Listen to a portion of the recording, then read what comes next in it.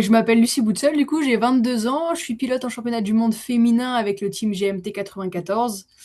Cette année en 2026, c'est ma deuxième année en mondial féminin, donc ça reste assez récent pour moi d'intégrer ce championnat du monde avec un niveau très très relevé, donc je suis très heureuse de faire partie de ces pilotes-là.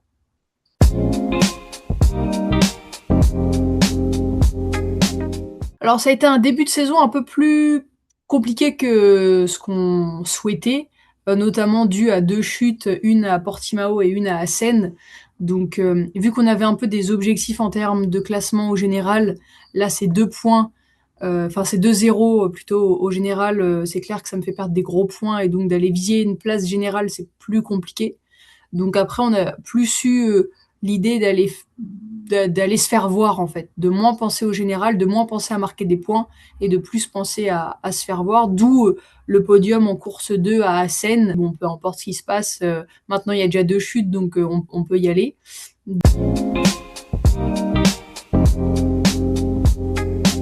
Première fois que j'ai partagé la piste avec Maria Herrera ou Béatrice Neila, c'était vraiment quelque chose d'impressionnant pour moi parce que je les regardais en tant que petite fille, je les suivais sur les réseaux sociaux et j'ai suivi notamment la saison de Maria quand elle était avec Fabio en Moto 3 chez Estrella Galicia. Mm. Donc c'est vraiment des pilotes de référence, c'est des pilotes qui m'ont inspiré et de me retrouver avec elle sur la piste, c'est comme rouler avec son idole, c'est vraiment particulier de partager ce genre de choses.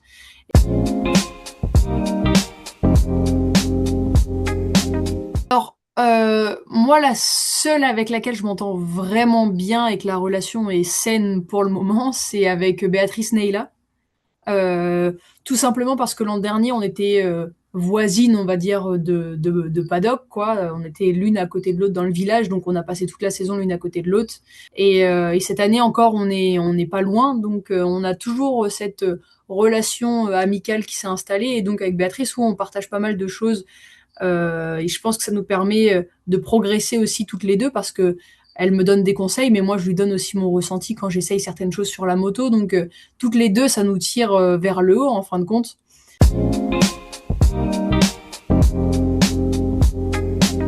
Quasiment tous les pilotes du MotoGP qui sont passés dessus.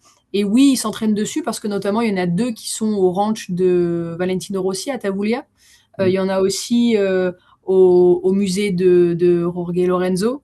Il y en a, alors je sais pas s'il y a encore, mais il y en avait un aussi en Andorre, à l'époque où il y avait la clinique mobile en Andorre. Donc les pilotes, parce qu'il y a beaucoup de pilotes de MotoGP qui habitent en Andorre, allaient dessus, eux, plus sur un travail biomécanique, sur un travail de réathlétisation après des chutes.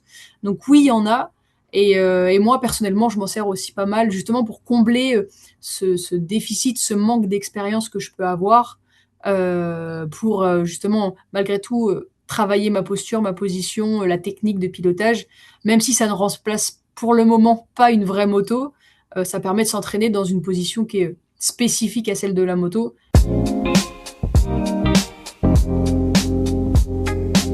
Moi, maintenant qu'il y a eu les chutes et qu'on s'est un peu enlevé l'objectif du général en tête, qu'il y a eu un podium de fait, c'est bien. Malgré tout, ça reste encore une troisième place parce que j'ai fait du coup 3 podiums en mondial, 3 fois troisième, parce qu'il y a toujours ces deux Espagnols qui sont là devant. Et moi, l'objectif principal maintenant, ça va être d'aller les dépasser en fait. Le vrai objectif, on va dire, ça est d'aller faire une victoire cette année. Ce sera très relevé, très compliqué, parce qu'on voit qu'elles ont un niveau et un rythme de course qui est assez important. Ouais, tout donner pour aller se battre pour une victoire cette saison.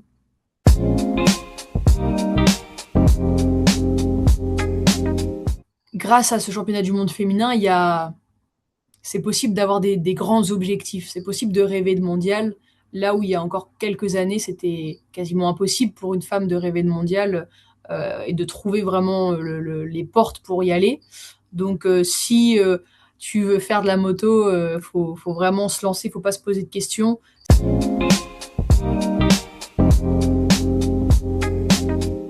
Ton circuit préféré, Donington, tu préfères rouler sur le sec ou sur la pluie?